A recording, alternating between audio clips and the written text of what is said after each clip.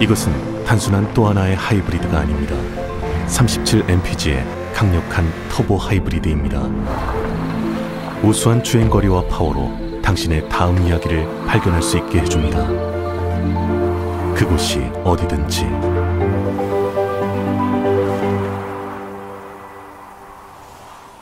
올류 소렌토 터보 하이브리드, 세계 최초의 스토리텔링 머신.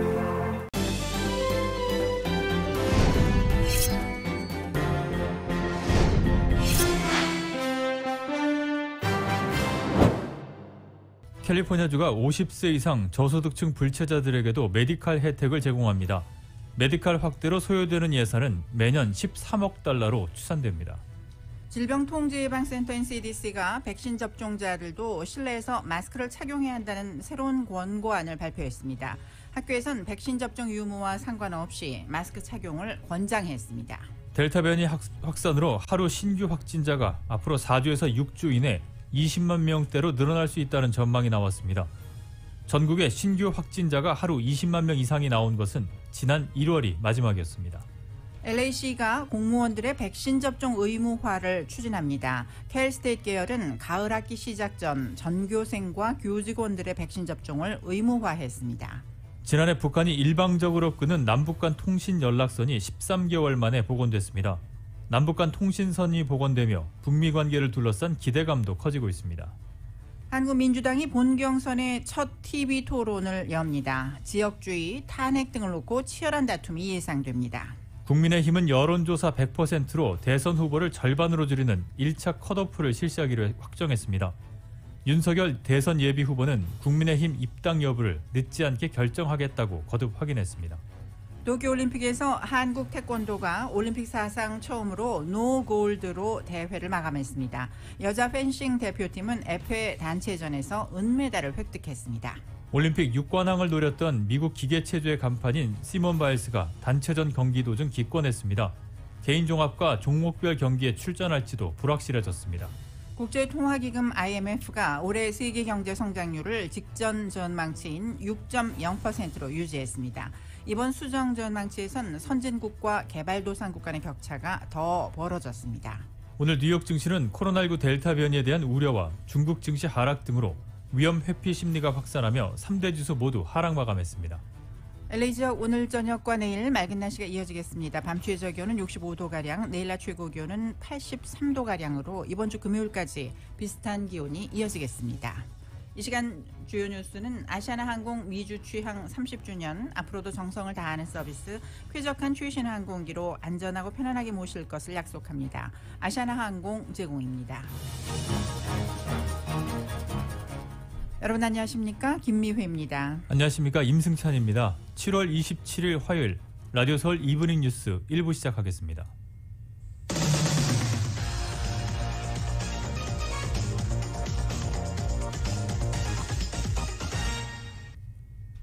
전국에서 코로나19 델타 변이가 확산하면서 하루 신규 확진자가 앞으로 4주에서 6주 이내 20만 명대로 늘어날 수 있다는 전망이 나왔습니다.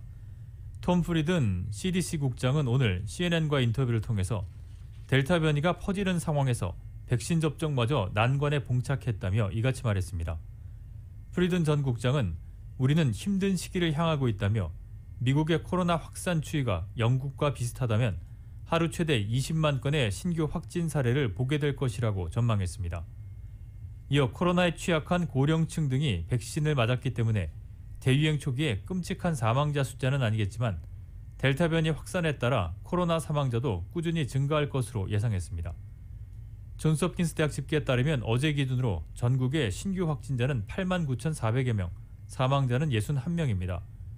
전국에서 하루 20만 건 이상의 신규 확진 사례가 발생한 것은 지난 1월이 마지막이었습니다. 연방보건당국이 코로나19 백신 접종자들은 야외는 물론 실내에서도 마스크를 안 써도 된다던 지침을 변경했습니다. 델타 변이 확산세가 예상보다 심각하다고 판단한 결과입니다. KBS가 보도합니다.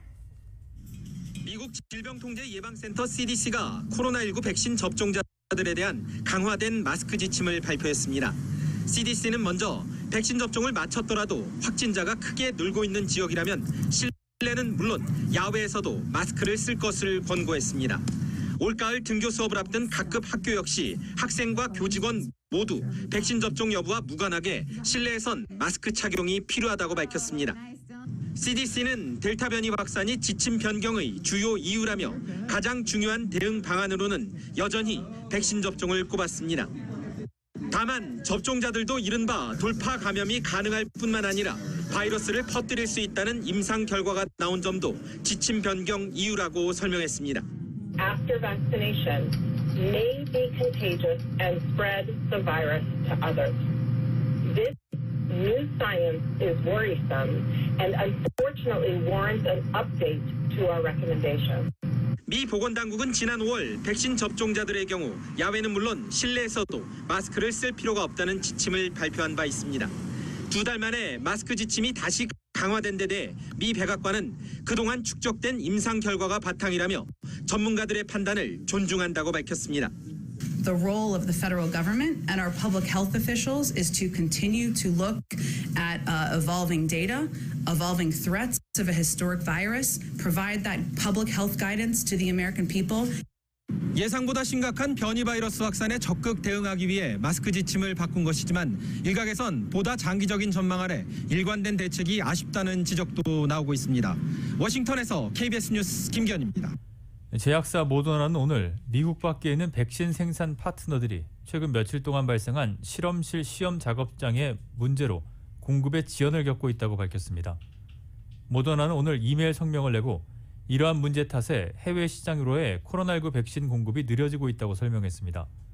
콜리너시 모더나 대변인은 우리는 백신을 더 빨리 배송하기 위해 안전재고조차 비축하지 못하고 있다며 백신 배송 계획의 중요성을 인식해 각국 정부와 긴밀히 접촉할 것이라고 말했습니다. 모더나는 해외 생산 파트너들이 구체적으로 어떤 문제에 부딪혔는지, 여러 파트너 가운데 어떤 회사에서 문제가 발생했는지 등 자세한 설명은 내놓지 않았습니다. 모더나 백신 원액은 스위스 론자에서 생산을 하고 백신 원액을 최종 제품으로 만드는 병입 과정은 스페인 로비에서 담당합니다. 허시 대변인은 이러한 문제가 현재 해결된 상태지만 앞으로 2주에서 4주 동안 미국 외 백신 배송에서 단기적인 조정이 불가피하다고 밝혔습니다. LA 카운티의 코로나19 입원 환자가 900명에 육박했습니다. 카운티 보건국은 오늘 집계된 코로나19 입원 환자는 어제보다 66명이 늘어난 891명이라고 밝혔습니다. 지난 3월 13일 이후 가장 많은 입원 환자이며 7월 12일과 비교하면 2배가 넘는 수치입니다. 중환자실 입원 환자도 195명으로 늘었습니다. 오늘 보고된 코로나19 신규 감염자는 2,067명으로 하루 만에 다시 2,000명대로 올라갔습니다. 오렌지 카운티의 코로나19 입원 환자 역시 증가세가 이어지고 있습니다. 카운티 보건국은 오늘 보고된 입원 환자는 212명으로 어제보다 18명이 늘었다고 밝혔습니다. 중환자실 입원 환자는 어제와 같은 48명으로 중환자실의 여유분은 27%입니다. 오늘 하루 보고된 코로나19 신규 감염 환자는 453명입니다. 지난 한 주간 오렌지 카운티 인구 10만 명당 코로나19 환자 발생은 8명으로 전주에 4.9명과 비교해서 크게 늘었습니다. 확진율도 3.4%에서 4.9%로 뛰어올랐습니다. 마크 리들리 토마스 제10지구 LA시 의원이 내일 모든 LA시 공무원 전원에게 코로나 예방 백신 접종을 의무화하는 조례안을 발표할 예정입니다. LA시 공무원들이 코로나 예방 백신 접종을 완료한 후 담당 부서에 접종 사실을 보고하도록 하는 내용을 담고 있습니다. 만일 시의회에서 시 공무원에 대한 백신 접종 의무화 조례안을 제정하면 LA시는 패사데나시에 이어 시 공무원들의 백신 접종 의무화를 요구하는 시 정부가 됩니다. 이미 유사한 조례안이 샌프란시스코와 뉴욕에서 선보인 바 있습니다. 주 정부는 앞서 어제 주 공무원들과 의료 종사자들의 백신 접종을 의무화하는 조처를 시행하기로 공표한 바 있습니다. 경제의 완전한 회복과 학교 내 아이들의 마스크 미착용 그리고 취약계층이 병원에 입원하는 것을 막기 위해서 모든 것을 시행하고 해당 조례안이 올바른 방향으로 가는 것이라고 밝혔습니다. 한편 오늘 롱비치 로버트 가르시아 시장은 롱비치 시 당국은 주정부의 지침에 따라 시 전 직원들의 백신 접종 증명 혹은 최소 한 주에 한 번은 코로나 검사를 요구할 것이라고 전했습니다. 칼스테이트 계열이 올 가을 학기가 시작하기 전 전교생과 교직원들에게 코로나 예방 백신 접종을 의무화했습니다. 그러나 종교적인 사유 또는 개인 병력을 이유로 백신 접종을 하지 않는 것은 예외로 허용을 합니다. 이번 결정은 캘리포니아주가 최근 델타 변이로 인한 코로나19 감염 환자가 두드러진 증가세를 보이는 가운데 나온 것입니다. 라디오 서울 이브닝 뉴스 함께하고 계십니다. 일부 이 시간은 LA와 가든그로브 두 곳에서 모신 금강안경 검안과 1250만 불 교통사고 최고 보상 교통사고 전문 천재 변호사 리차드 호프만, 빛으로 태어나는 당신은 카후나 미인 100% 근적 외선 마스크는 카후나뿐입니다. 정직한 빛 카후나 LED 마스크, 온오프 PRGR, 야마하 14, MU 스포츠, 전미국 독점 총판, 올림픽 골프에서 이 시간 함께 보내드립니다.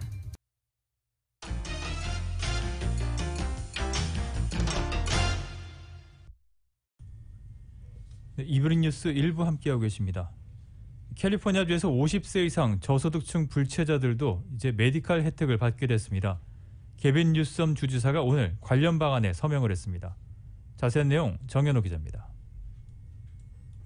내년 5월 1일부터 가주에 거주하는 50세 이상 저소득층 불체자들은 메디칼 혜택을 받을 수 있게 됐습니다.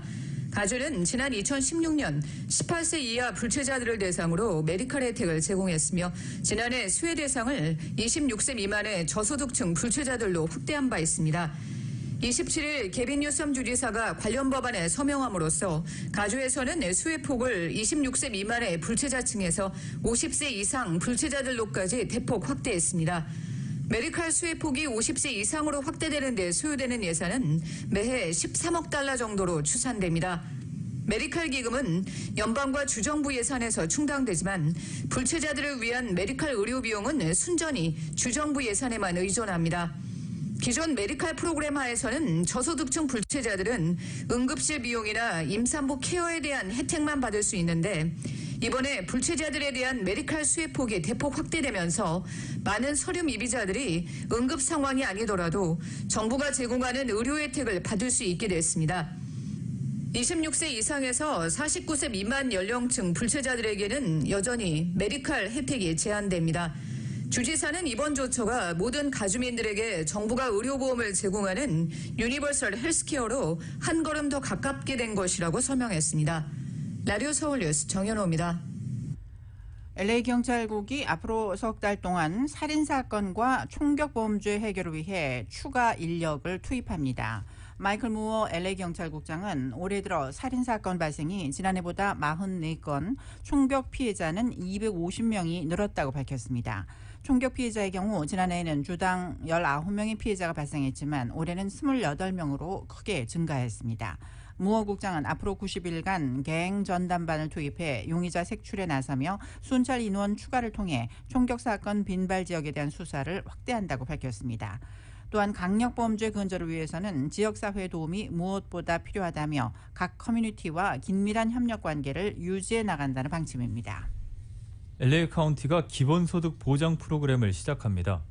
카운티 슈퍼바이저위원회는 18세에서 24세 사이 카운티 주민 150명에게 월 1,204달러를 지원하는 파일럿 프로그램을 만장일치로 통과시켰습니다.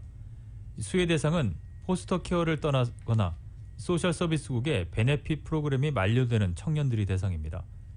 이들은 파일럿 프로그램을 통해서 매월 $1,000의 기본소득을 보장받게 되며 칼프레시 프로그램을 통해서 월 204달러를 지원받게 됩니다. 카운티의 기본소득 보장 프로그램은 이들이 현재 받고 있는 월 221달러의 지원금과는 별도로 지급되는 것입니다. 한미은행이 지난 2분기에 순이익과 이익금, 대출이 모두 오르면서 좋은 실적을 기록했습니다. 한미은행은 지난 2분기 순이익 2,210만 달러, 주당 수익 72센트로 전분기보다 상당폭 올랐습니다. 이익금은 56억 3천만 달러로 전분기보다 2.2%가 늘었고 대출은 48억 2천만 달러로 전분기보다 소폭 늘었습니다. 자산은 65억 7천만 달러를 기록했습니다. LA 카운티 검찰이 한인 여성의 지갑을 훔치는 과정에서 여성을 폭행하고 인종차별적 욕설을 퍼붓은 남성을 증오범죄로 기소했습니다. 미셸 박스틸 연방하원 의원은 의회에 8월 24일을 코비 브라이언트 데이로 지정할 것을 요청했습니다. 로컬뉴스 이은 기자가 종합했습니다. LA 카운티 검찰이 27일 지난 23일 산타모니카에서 한인 여성이 지갑을 훔치는 과정에서 여성을 폭행하고 인종차별적인 욕설을 퍼부은 남성을 증오범죄로 기소했습니다. 65세의 멜빈 타일러는 2급 강도 혐의와 살상 무기를 이용한 폭행 혐의 그리고 증오범죄 혐의로 기소되었습니다. 타일러는 23일 1500블락 이가 스트릿에 주차하던 한인 여성을 폭행하며 그녀의 지갑을 훔치려 한 것으로 알려졌습니다. 그는 이 과정에서 피해 한인 여성에게 코로나를 언급하며 인종차별적 언어를 사용한 것으로 전해졌습니다. 조지 게스콘 LA 카운티 검사장은 성명을 통해 한 사람을 향한 증오범죄는 모두를 향한 것이라며 커뮤니티의 증오범죄를 막는 데 최선을 다하겠다고 밝혔습니다. 미셸 박스틸 연방 하원 의원이 의회에 8월 24일을 코비 브라이언트 데이로 지정할 것을 요청했습니다. 코비 브라이언트는 LA 레이커즈의 전설적인 농구 선수로 지난해 1월 말 딸인 지아나 브라이언트, 6명의 헬기 탑승객과 1명의 헬기 조종사와 함께 헬기 추락사고로 목숨을 잃었습니다. 8월 24일은 코비의 생전 20시즌 커리어에서 그의 유니폼 등번호였던 8번과 24번에서 따온 것입니다. 미셸 스틸 의원은 성명을 통해 코비 브라이언트는 어린이들을 비롯해 전 세계인들에게 목표를 향해 매진하면 꿈을 이룰 수 있다는 영감을 주었다며 코비 브라이언트 데이 지정으로 코비를 기억하고 차세대가 큰 꿈을 꿀 수 있도록 독려해야 한다고 배경을 설명했습니다. 지난해 오렌지 카운티 슈퍼바이저 위원회는 당시 슈퍼바이저 위원회 위원장으로 활동하던 미셸 박스틸 의원의 요청으로 코비 브라이언트 데이를 지정한 바 있는데 미셸 스틸 의원은 코비 브라이언트 데이가 전국적으로 지정되기를 원한다고 밝혔습니다. 라디오 서울 뉴스 이은입니다. 한인 4명을 포함해 8명을 숨지게 한 조지아주 애틀란타 총격범이 종신형을 선고받았습니다. 다른 법원에서 별도의 재판을 받고 있어 추가로 사형을 선고받을 가능성도 있습니다. AP통신은 총격범 로버트 애런 롱이 오늘 조지아주 체로키 카운티 법정에서 4명의 총격살인 혐의에 대해 유죄를 인정했다고 전했습니다. 검찰이 유죄를 인정하지 않을 경우 사형을 구형하겠다는 의지를 드러낸 것으로 알려진 가운데 이루어진 검찰과의 형량 협상에서 유죄를 인정하는 대신 형량을 종신형으로 낮추는 합의가 이루어진 결과입니다. 법원은 4명의 살인에 대해 가석방 가능성이 없는 종신형, 다른 혐의에 대해 추가로 35년을 복역하는 형을 확정했습니다. 롱은 지난 3월 16일 애틀란타 풀턴 카운티 스파 2곳과 체로키 카운티의 마사지샵 1곳에서 모두 8명을 총격 살해했습니다. 이번 재판은 체로키 카운티에서 아시아계 여성 2명과 백인 남녀 등 4명을 총으로 쏴 숨지게 한 혐의에 대해서입니다. 롱은 한인 4명의 사망자를 낸 사건에 대해서는 조지아주 풀턴 카운티 법원에서 별도의 재판을 받아야 합니다. 조 바이든 대통령은 러시아가 이미 내년 중간 선거에 개입하고 있다면서 사이버 공격이 실제 전쟁으로 이어질 가능성도 있다고 경고를 했습니다. 백악관 공동 취재단에 따르면 바이든 대통령은 오늘 워싱턴 DC 인근 버지니아주 국가정보국에서 직원들을 대상으로 한 연설을 통해 허위 정보가 점점 더 심각한 문제가 되고 있다면서 러시아가 이미 2022년 중간 선거에 영향을 미치기 위해서 허위 정보를 퍼뜨리고 있다고 말했습니다. 대통령은 또 사이버 공격이 언젠가는 실제 전쟁을 유발할 수도 있다고 언급을 했습니다. 오늘 바이든 대통령의 언급은 의회 다수당이 바뀔 수도 있는 내년 중간 선거를 앞두고 러시아발 사이버 범죄를 사전에 차단하려는 의도로 볼 수 있습니다. 지난 1월 연방의회 의사당 난동 사건 당시 폭도들에게 집단 폭행을 당한 경찰관이 공화당 의원들을 겨냥해 수치스럽다고 일갈했습니다. 오늘 열린 하원 의회 난입조사위원회 청문회에는 당시 의회 경비를 맡았던 경찰관들이 증인으로 출석했습니다. 의식을 잃을 때까지 집단 폭행을 당한 뒤 뇌를 다친 마이클 페넌 경관은 의원들 앞에서 공포스러웠던 기억을 되살렸습니다. 그는 폭행을 당하는 동안 주변에서 경찰 총을 빼앗아서 그 총으로 경찰을 쏴버려라는 외침이 흘러나왔다고 회상했습니다. 페넌은 사건 이후 외상 후 스트레스 장애에 시달리고 있고 딸 4명도 아버지를 잃을 수 있었다는 공포에서 완전히 벗어나지 못했다고 털어놓았습니다. 다만 그는 신체적 정신적 고통보다 더 힘든 것은 의회 난동 사건을 별일이 아니었다는 식으로 치부하는 일부 시민들의 태도라고 강조했습니다. 패넌 경관은 청문회장 내 의원들을 향해 나는 의회에서 일하는 사람들을 지키기 위해 지옥에 뛰어든 기분이었다며 그러나 이제 와서 당신들은 지옥은 없었다거나 지옥처럼 나쁜 상황은 아니었다고 이야기한다고 지적했습니다. 패넌 경관 외에도 오늘 청문회에 출석한 경찰관들은 아직 당시 고통에서 회복하지 못하는 모습을 보였습니다. 국무부 건물에서 나치 상징 문양인 스와스티카가 새겨져 있는 것이 발견돼서 국무부가 발칵 뒤집혔습니다. 인터넷 매체 악시오스에 따르면 워싱턴 DC에는 국무부 본부 건물 내에서 한 엘리베이터 벽에 새겨진 스와스티카가 어제 발견됐습니다. 이 엘리베이터는 반유대주의를 감시하고 이에 맞서기 위해 조만간 임명될 특사 사무실 근처에 있는 것이라고 악시오스는 전했습니다. 인도와 쿠웨이트를 순방 중인 토니 블링컨 국무장관은 이를 보고받은 뒤 전 부서에 이메일을 보내서 이 같은 공공기물 파손 행위를 비난했습니다. 블링컨 장관은 증오의 낙서는 제거됐고 조사하게 될 것이라며 우리에게 고통을 상기시키듯 반유대주의는 과거의 유물이 아니다. 여전히 세계에서 우리 가까이에서 강력한 힘을 갖고 있다고 말했습니다. 악시오스는 이번 일은 외교정책 중추기관 내부의 안보와 반유대주의에 대한 우려를 제기했다고 지적을 했습니다. 로이드 오스틴 국방장관이 미국의 대북 실용 외교 방침과 유엔 안전보장이사회 대북 제재 이행 필요성을 동시에 강조했습니다. 국방부는 오늘 싱가포르를 방문 중인 오스틴 장관이 국제전략문제연구소 행사 공개 연설에서 우리는 유엔 안보리에서 주도적인 역할을 다시 취하고 있다고 밝혔다고 전했습니다. 이어 이는 한반도의 핵 위험에 대한 중대한 결의 시행을 포함하는 것이라며 유엔 안보리 차원의 대북 제재 이행 필요성을 재확인했습니다. 오스틴 장관은 또 우리는 북한의 외교의 문을 열어두는 조정되고 실용적인 접근을 취하고 있다면서 공격 억지를 위한 준비 태세 유지도 거론했습니다. 특히 인도태평양 지역의 도전 과제 중 하나로 코로나19와 기후변화 등과 함께 북한의 핵 위협도 꼽았습니다. 오스틴 장관의 이 같은 언급은 남북의 연락 채널 복원으로 남북 북미 대화에 기대감이 제기되고 있는 가운데 나왔습니다. 페이스북의 자회사인 인스타그램이 10대 신규 가입자 계정의 기본 설정을 비공개로 전환하기로 했습니다. 인스타그램은 오늘 이 같은 내용의 청소년 보호 강화 대책을 발표했습니다. 인스타그램은 이번 주부터 서비스 국가에 따라 16세에서 18세 미만 청소년 신규 가입자의 계정을 비공개로 설정하기로 했습니다. 이렇게 되면 10대 가입자들로부터 접근을 허락받은 사용자만 해당 계정의 게시물을 볼 수 있습니다. 인스타그램은 이미 공개된 계정을 운영하는 기존 10대 가입자의 경우 비공개 계정 전환 방법과 장점을 안내하기로 했습니다. 유해 컨텐츠 등을 올려 반복적으로 경고를 받은 성인은 미성년자 계정에 접근하는 것이 제한됩니다.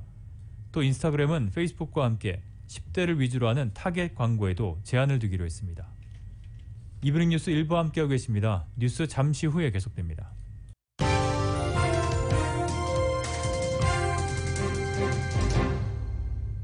이브닝 뉴스 1부 한국 소식입니다. 민주당이 LA 시간으로 내일 새벽 본경선의 첫 번째 TV 토론을 엽니다.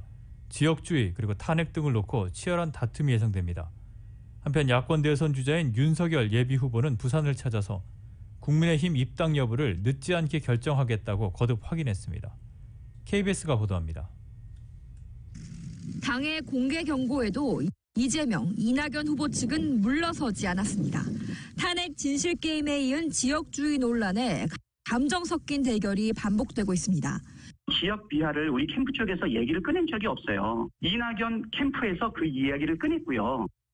원전 중에 이재명 후보께서는 이런 지역주의에 기초한 선거 전략을 평소에 갖고 계신 것은 아닌가 하는 의구심을 내년에 국회 법사위원장을 야당에 주기로 한 여야 간 합의를 놓고도 엇갈립니다. 이재명 후보는 후보들이 공동 입장을 내서 당의 재고를 요청하자고 했지만 이낙연 후보는 합의는 지켜야 한다며 반대했습니다. 과열을 막기 위해 민주당은 오늘 아침 원팀 협약식을 열지만 오후 첫 TV 토론 때는 거친 공방이 이어질 것으로 보입니다. 야권 주자인 윤석열 예비후보는 부산을 찾았습니다. 박형준 시장을 만날 때도 식사를 하고 부산 곳곳을 찾을 때도 국민의힘 의원들이 함께했습니다. 윤석열 전 총장은 국민의힘 입당에 대해 뚜렷한 답을 내놓지는 않았습니다. 다만 늦지 않게 결단하겠다는 뜻을 거듭 밝혔습니다. 국민들 분들이나 또 여기에 직관적으로 참여하시는 분들 모두 오래 기다리시지 않게 제가 결론을 내서 알려드리겠다고 했습니다. 국민의힘 최재형 전 감사원장은 북한 접경 지역인 연천과 유엔군 화장장 등을 방문하며 안보를 자신의 상징처럼 내세웠습니다. 국민의힘은 9월 15일 1차로 대선 후보 8명을 추릴 때 100% 여론조사를 반영하기로 했습니다. KBS 뉴스 강포른입니다. 국민의힘은 추석 연휴 전까지 대선 경선 후보를 줄이는 방식을 100% 여론조사로 진행하기로 결정했습니다. 국민의힘 경선준비위는 오는 9월 15일까지 여론조사 100%로 대선 후보 10여 명을 절반 정도로 줄이는 1차 컷오프를 실시하기로 확정했습니다.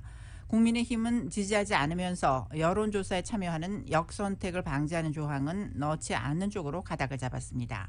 이후 대선 후보를 4명 정도로 추가 압축하는 시점은 오는 10월 초가 될 것으로 예상됩니다. 국민의힘은 오는 29일 당내 대선 후보 10여 명을 모아 설명회를 갖고 다음 달부터는 2주일에 한 차례씩 수요일에 모임을 정례화하기로 했습니다.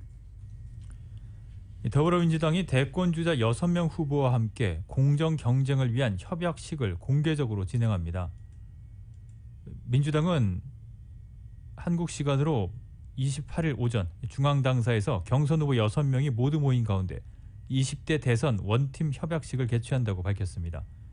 이 자리에서 예비 후보들은 공정 경쟁과 클린 선거, 원팀 정신을 국민 앞에 다짐하고 원팀 배지를 교환할 예정입니다. 이어 경선 후보자들은 각각 2분씩 정책 비전과 방향을 제시하고 후보별 주요 공약이 당의 최종 대선 공약에 포함되도록 약속할 계획입니다. 지난해 북한이 일방적으로 끊은 남북 간 통신 연락선이 어제 13개월 만에 복원됐습니다. 청와대는 문재인 대통령과 김정은 북한 국무위원장이 최근 여러 차례 친서를 주고받으면서 관계 회복 의지를 다졌다고 밝혔습니다. 꽉 막힌 남북관계 돌파구가 마련된 걸지 YTN이 보도합니다. 남북 간에 끊겨있던 통신 연락선이 어제 오전 10시를 기해 전격 복원됐습니다. 자, 여기는 남북공동연락사무소 서울사무실입니다. 반갑습니다. 한 1년여 만에 통화가 재개돼서 매우 기쁘게 생각합니다.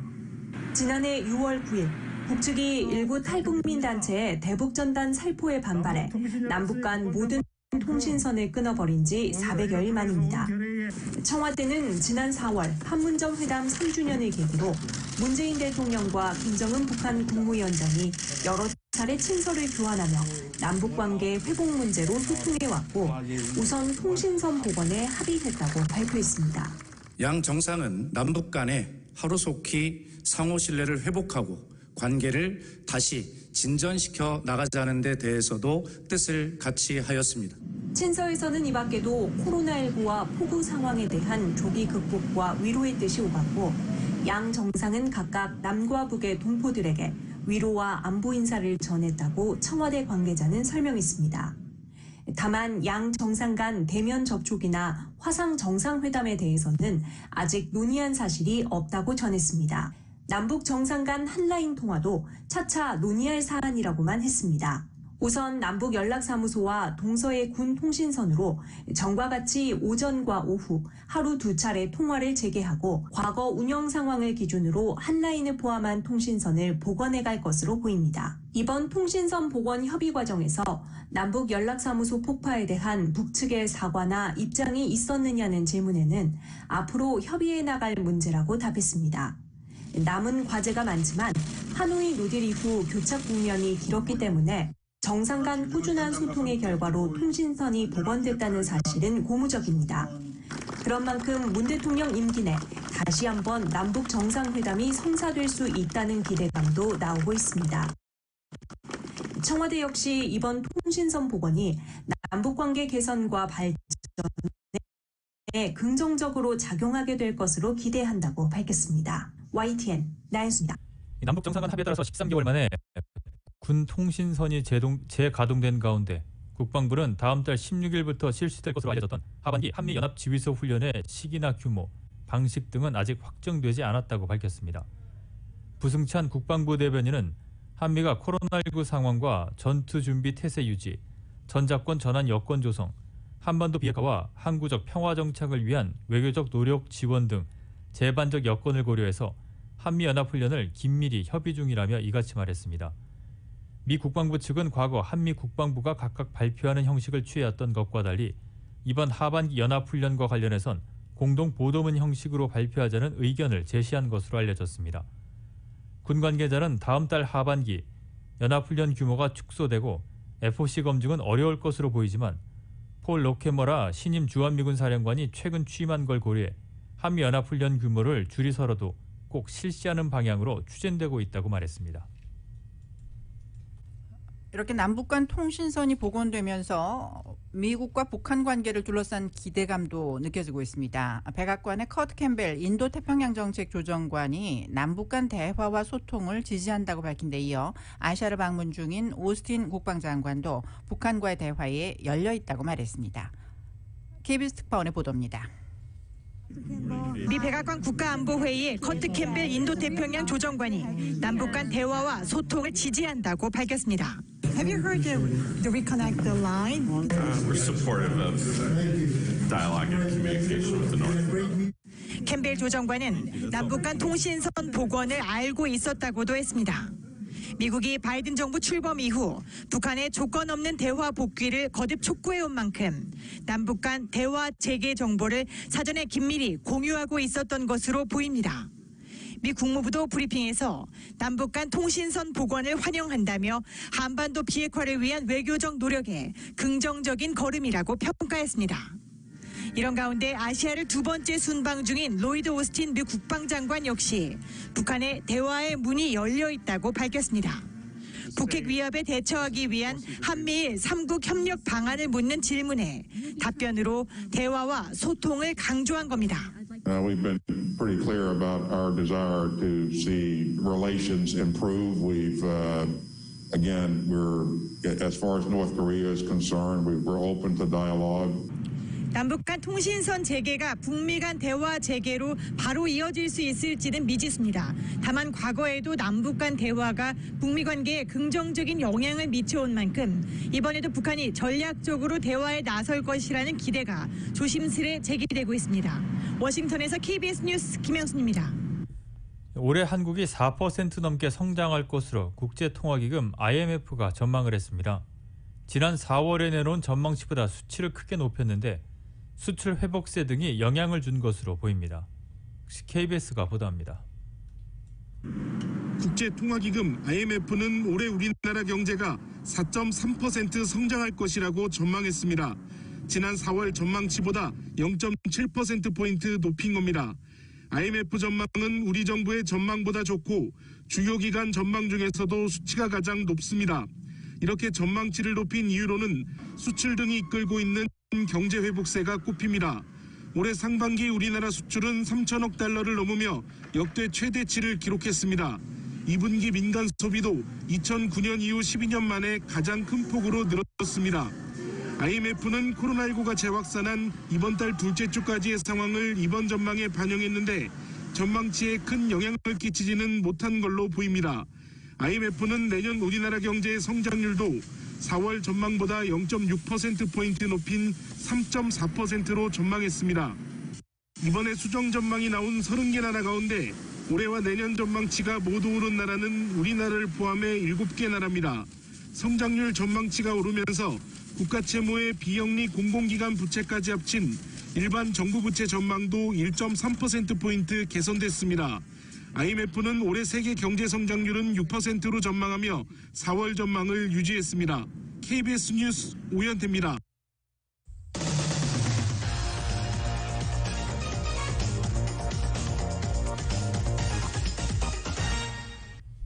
이브닝 뉴스 1부 함께하고 계십니다.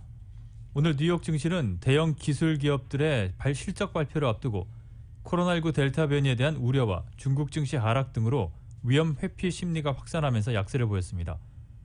다우존스 산업평균지수는 어제보다 85.79포인트가 하락한 35,058.52, S&P 500 지수는 20.84포인트가 떨어진 4,401.46, 나스닥 지수는 180.14포인트가 하락한 14,660.58에 장을 마감했습니다. 국제통화기금 IMF는 올해 세계 경제 성장률을 직전 전망치인 6.0%로 유지했습니다. IMF는 오늘 발표한 세계 경제 전망 업데이트에서 올해와 내년의 세계 경제 성장률을 각각 6.0%와 4.9%로 예상했습니다. 이는 3개월 전인 지난 4월 전망치와 비교해 올해 성장률에 변동이 없고 내년 성장률은 0.5%포인트 상향된 것입니다. 이번 수정 전망치의 가장 큰 특징은 선진국과 개발도상국 간 격차가 더 벌어졌다는 점입니다. 선진국의 올해 전망치는 5.6%로 직전보다 0.5%포인트 올라간 반면 신흥국과 개도국의 올해 성장률은 6.3%로 3개월 전에 비해 오히려 0.4%포인트가 내려갔습니다. 이런 현상은 앞서가는 선진국의 코로나 백신 접종 속도가 영향을 미쳤다는 것이 IMF의 분석입니다.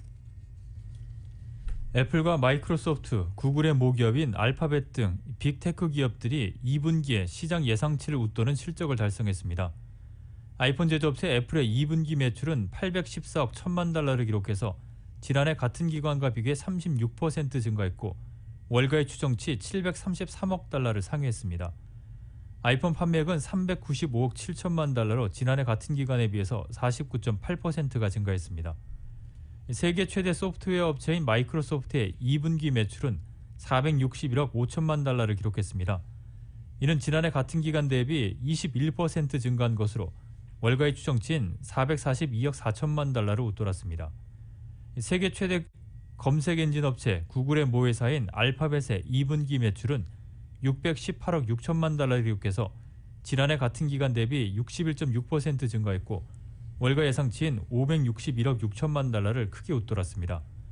구글의 광고 매출은 504억 4천만 달러로 코로나19 사태로 타격을 입은 지난해 같은 기간과 비교해서 69%가 늘었습니다.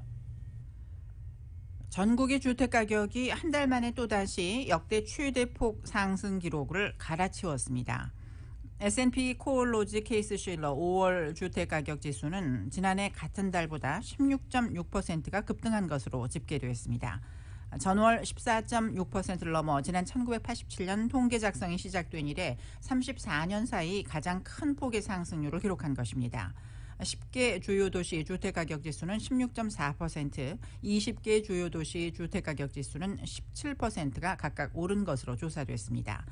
피닉스와 샌디에고, 시애틀이 전국에서 가장 집값이 많이 오른 도시 1위부터 3위에 올랐습니다. 이렇게 전국적인 주택시장 과열은 역대급으로 낮은 대출금리가 수요를 키웠기 때문으로 분석되고 있습니다.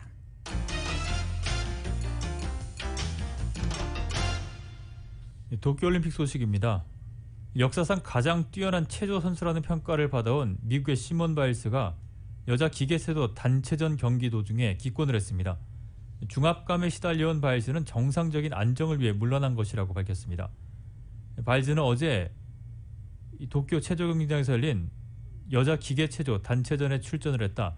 4개 종목 가운데 도마 한 종목만 뛰고 기권을 했습니다. 에이스인 바일스가 빠진 미국 대표팀은 러시아 올림픽위원회에 금메달을 내주고 은메달에 머물렀습니다. 바일스는 2016년 리우 올림픽에서 여자 기계체조 6개 종목 가운데 4개 종목에서 금메달을 휩쓸었던 선수로 이번 대회에서는 6관왕 후보로 기대를 한몸에 받았습니다. 바일스는 고도의 스트레스를 받는 상황에 부닥치면 정신이 좀 나가게 된다며 나는 내 정신 건강에 집중하고 나의 건강과 안녕을 위험에 처하게 하지 말아야 한다고 기권 배경을 설명했습니다. 그는 육체적으로는 괜찮다며 그런데 정신적으로는 불안정하다. 올림픽에 오고 대회의 가장 큰 스타가 된 건 견디기 쉽지 않다고 털어놨습니다. 바일스는 자신의 인스타그램에 올린 글에서 자신의 어깨에 전 세계의 무게가 얹어진 것 같다고 표현을 했습니다. 태권도 소식입니다. 태권도 추종일 경기에서 이다빈, 인교돈 선수가 각각 은메달과 동메달을 추가했습니다. 이로써 한국 대표팀은 올림픽 출전 사상 처음으로 금메달 없이 대회를 마무리했습니다. 부진의 원인으로 코로나 여파가 꼽히는 가운데 재미없는 태권도 논란은 이번에도 이어졌습니다. YTN입니다. 세계 랭킹 1위 영국의 비앙카 워크던을 만난 준결승. 이다빈 선수가 종료 버저가 울리기 1초 전 기적 같은 발차기로 승부를 뒤집습니다. 하나 더. 그렇죠. 이어진 결승에선 동점까지 따라붙었다가 아쉽게 패배하며 생애 첫 올림픽에서 은메달을 목에 걸었습니다. 남자 80kg 초과급 임교돈 선수는 동메달 결정전에서 한 점 차 접전 끝에 승리하며 장준 선수에 이어 동메달을 땄습니다. 이로써 한국 태권도는 도쿄올림픽에 모두 6명이 출전해 은메달 1개, 동메달 2개란 성적을 냈습니다. 근 2년 동안 국제 시합을 한 번도 뛰지를 않아서 타국 선수들 격리 기간도 감수하면서 시합을 뛰었는데 저희는 아예 뛰지 않아서 올림픽 사상 첫 노골드로 종주국 자존심에 상처가 났다는 평가 속에 전자호구 도입 이후 시작된 재미없는 태권도 논란은 이번 올림픽에서도 반복됐습니다. 이른바 발펜싱 등 어떻게든 센서에 닿기 위한 획일화된 기술들이 자주 등장하며 비슷한 모습의 경기가 이어진 겁니다.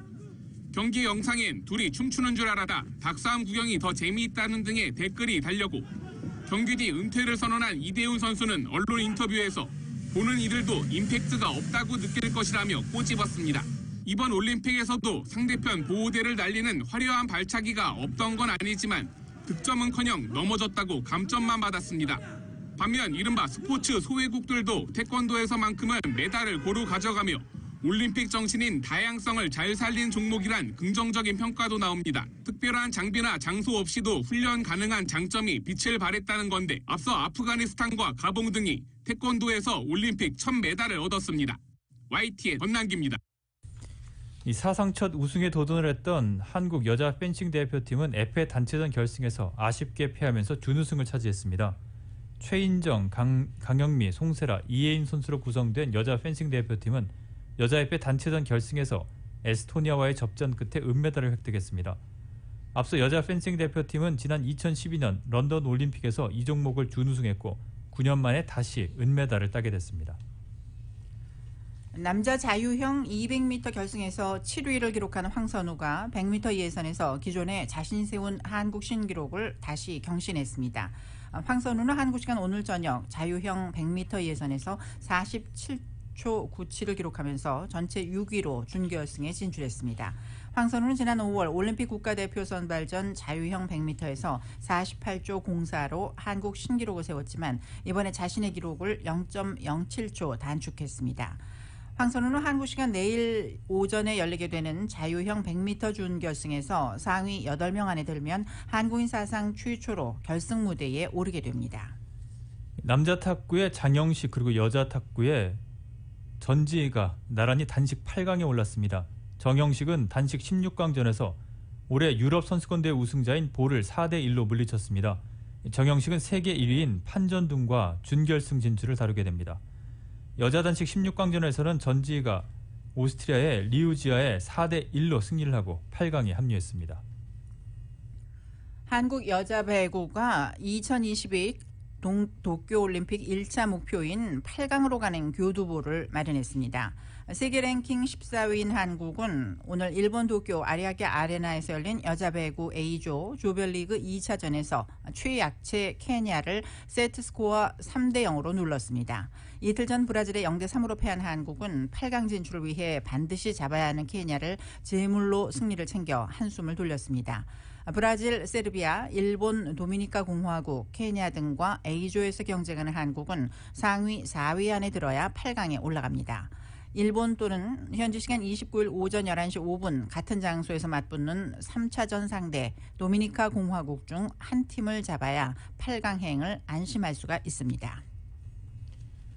올림픽 축구 대표팀 김학범호가 LA 시간으로 내일 새벽 1시 30분 온두라스와 조별리그 3차전을 치르게 됩니다. 앞선 두 경기에서 냉탕과 온탕을 오간 끝에 불안한 조 1위에 올랐는데 내일 경기에서 지면 무조건 탈락입니다. YTN이 보도합니다. 벼랑 끝에 몰렸던 김학범호는 루마니아전 4대0 대승으로 기사회생했습니다. 악수 비매너 논란에 시달렸던 이동경은 자신 있는 슈팅으로 엄원상의 골을 만들었고 후반에 투입된 막내형 이강인은 침착한 페널티킥에 마무리 쐐기 득점까지 보태면서 자신감을 듬뿍 충전했습니다. 뉴질랜드전 충격패를 잊을 만한 화끈한 반전. 공교롭게도 B조 4팀은 물리고 물려 1승 1패로 나란히 승점 3점입니다. 우리가 골득실에서 1위라 비기기만 해도 조 2위로 8강에 가지만 자칫 지기라도 하면 무조건 탈락입니다. 자기 역량을 충분히 발휘하면 저는 충분히 어느 팀이하고도 해볼 만하다고 생각하고 있습니다. 분석은 어차피 다 돼 있습니다. 마지막 경기도 꼭 승리할 수 있도록 그렇게 약속드리겠습니다. 우리가 상대할 온두라스는 북중미 예선 준우승팀으로 두 경기에서 슈팅을 17개씩 날린 막강 화력이 강점입니다. 첫 경기에선 자책골로 무너졌지만 심기일전한 2차전에선 뉴질랜드의 3대2 역전승을 챙겼습니다. 5년 전 리우 때 8강에서 우리를 꺾고 손흥민을 올렸던 악연이 있는데 당시 뛰었던 권창훈이 칼을 갈고 있습니다. 오늘 결과에 따라 8강 단판 승부에서 운명의 한일전이 성사될 가능성도 있습니다. 사고 한번 치자 도쿄에 마지막까지 남고 싶다는 김학범호의 바람이 이루어질 수 있을지 운명의 승부가 곧 시작됩니다. 일본 도쿄에서 YTN 조은지입니다. 이 한국 야구가 도쿄올림픽에서 챔피언 수성을 향한 첫 발을 뗍니다. 김경문 감독이 이끄는 대표팀은 현지 시간으로 29일 오후 7시 일본 요코하마 스타디움에서 이스라엘을 상대로 B조 조별리그 1차전을 치르게 됩니다. 김경문 감독은 일본에 도착해서 머릿속은 온통 이스라엘과의 생각뿐이라고 밝혔습니다. 이어 이스라엘을 제물로 여러 말보다 내용 있는 승리로 우승으로 가는 문을 시원하게 열겠다고 결의를 다졌습니다. 2008년 베이징 대회에서 9전 전승의 신화를 쓰고 금메달을 목에 건 한국 야구는 13년 만에 올림픽 무대에 돌아온 야구의 디펜딩 챔피언으로 개최국 일본, 전직 메이저리그가 포함된 미국, 이스라엘을 상대합니다.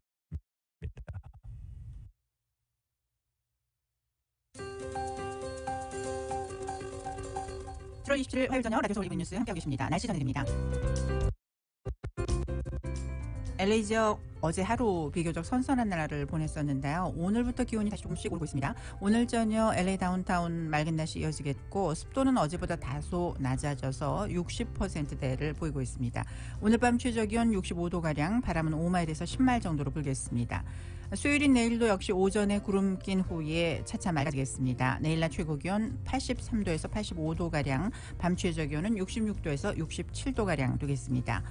한편 인랜드 엠파이어와 밸리 지역은 내일 낮 최고 96도까지 올라가겠고 해안 지역은 76도, 산간지대는 80도가량, 그리고 팜스프링스를 비롯한 사막지대는 내일 낮 최고 101도까지 올라갈 것으로 예상됩니다.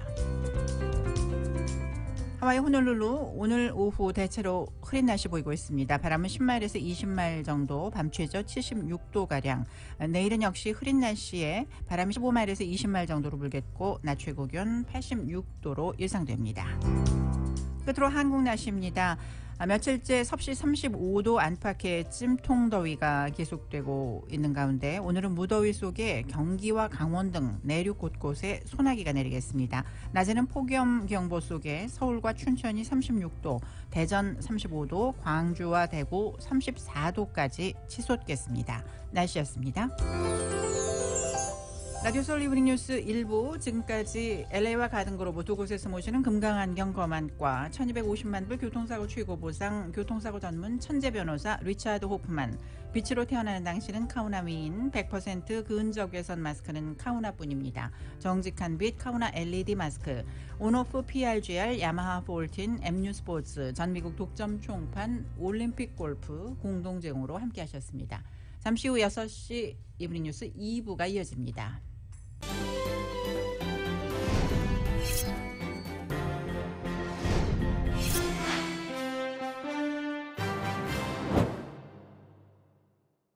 지금까지 잘 던지고 있었는데요. 경기 후반에서 흔들리고 있습니다. 건강도 마찬가지 아니겠습니까? 인생 후반 관리가 중요한데 말이죠. 지금 불펜에는 누가 나와 있을까요? SMG가 있어요. 서울 메디칼 그룹이요. 네. 서울 메디칼 그룹. 말씀드리는 순간 불펜에서 나오는 SMG. 네, SMG가 인생 후반을 건강하게 지켜줄 겁니다. 네. 5스타로 인정받은 의료 서비스. 인생 후반의 확실한 구원이네요. 서울 메디칼 그룹이죠. 서울 메디칼 그룹.